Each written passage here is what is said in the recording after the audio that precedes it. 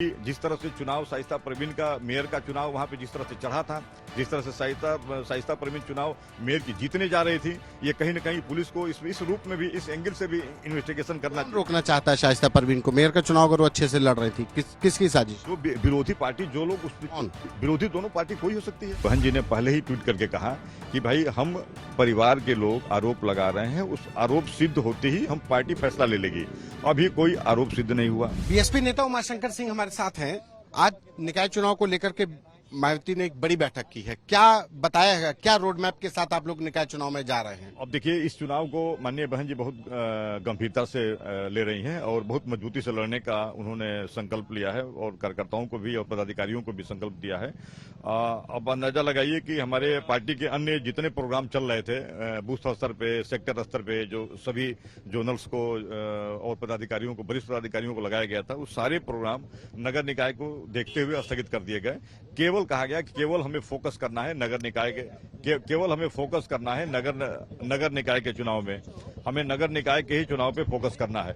और इसलिए सारे प्रोग्राम स्थगित कर दिए गए। और यही नहीं, 14 तारीख को बाबा साहब की जयंती बहुजन समाज पार्टी बहुत धूमधाम से मनाती है और पहले हम मंडल स्तर पर मनाते थे, लेकिन नगर निकाय को देखते हुए इस बार ये पार्टी तय की है कि हम बाबा साहब की जयंती टाउन एरिया स्तर पे, नगर पालिका स्तर पे और नगर निगम स्तर पे हम बाबा साहब की जयंती धूमधाम से मनाएंगे, और ताकि हम नगर पंचायत के चुनाव को पूरी जोरदार तरीके से लड़ करके एक बेहतर रिजल्ट दें। इस पे हम काम करना शुरू किए हैं। जब भी बीएसपी चुनाव लड़ती है, समाजवादी पार्टी आरोप लगाती है कि आप लोग बीजेपी की बी टीम की तरीके से चुनाव में जाते हैं, बीजेपी को जिताने के लिए जाते हैं। देखिए, समाजवादी पार्टी और भारतीय जनता पार्टी यही खौफ दूसरे को दिखा करके और बीएसपी को कमजोर करते हैं, लेकिन सबको पता है कि समाजवादी पार्टी भारतीय जनता पार्टी की बी टीम है। मैंने कई बार इसका एग्जाम्पल दिया, हम तो चुनाव लड़ते हैं, मैंने कई बार एग्जाम्पल दिया। जब भारतीय जनता पार्टी की 2017 में सरकार आई तो माननीय अखिलेश जी के समय के कराए गए कार्यों की बहुत उसमें हाय तौबा मचा।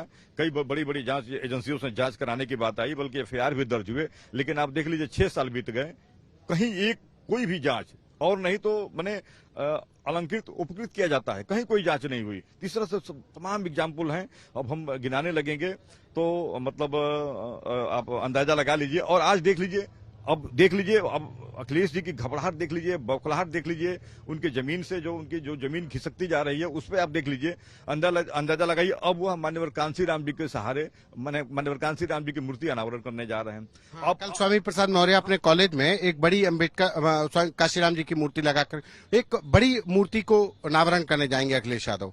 तो ये लग रहा है कि वो बीएसपी के ही दलित वोट बैंक पे सेंधमारी कर रहा है। अब देखिए, इसलिए कि उनका अन्य कोई वोट बैंक अब रहा नहीं, अब उनके पास कोई जनाधार बचा नहीं, अब वो इस मुहिम को लेकर चल रहे हैं। लेकिन क्या वो जो मान्यवर कांसीराम जी के जो अनुयायी हैं, जो उनके भक्त हैं, जो दलित समाज के लोग हैं, उस बात को भूल जाएंगे कि एशिया का सबसे बड़ा पार्क यहाँ लखनऊ में मान्यवर कांसीराम जी के नाम पे बनाया गया था, जिसको अखिलेश जी सरकार बनते ही उन्होंने पहला काम किया, उन्होंने उस बोर्ड को हटवा करके तोड़वा के बिगवा दिया और वहां पे जनेश्वर मिश्रा उस पार्क का नाम रख दिया।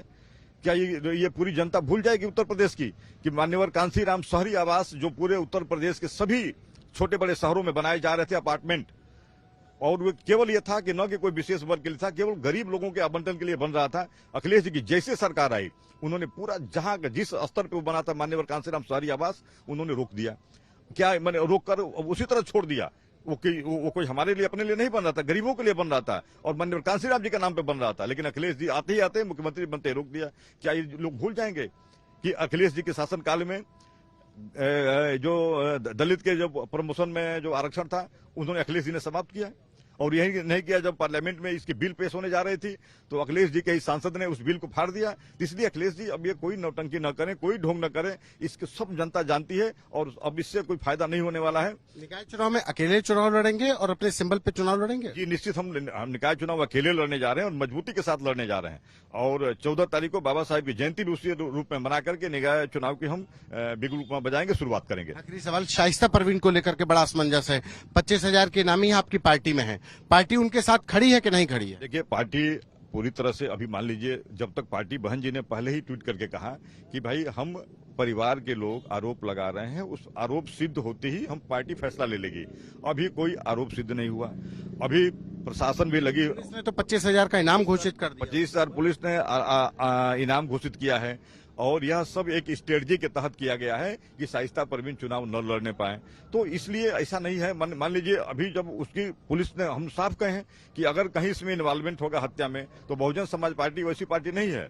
यह बहुजन समाज पार्टी वो पार्टी है कि अगर इस पार्टी का सांसद भी अगर किसी अपराध में इन्वॉल्व है तो उसको माननीय बहन जी मुख्यमंत्री रहते अपने आवास पे बुला करके लखनऊ पुलिस को कहीं किसको अरेस्ट करके ले जाओ, हमारा भले सांसद है। तो बहुजन समाज पार्टी बहुत पाक, लेकिन जिस दिन आरोप तय होगा उस दिन बहुजन समाज पार्टी डिसीजन ले लेगी।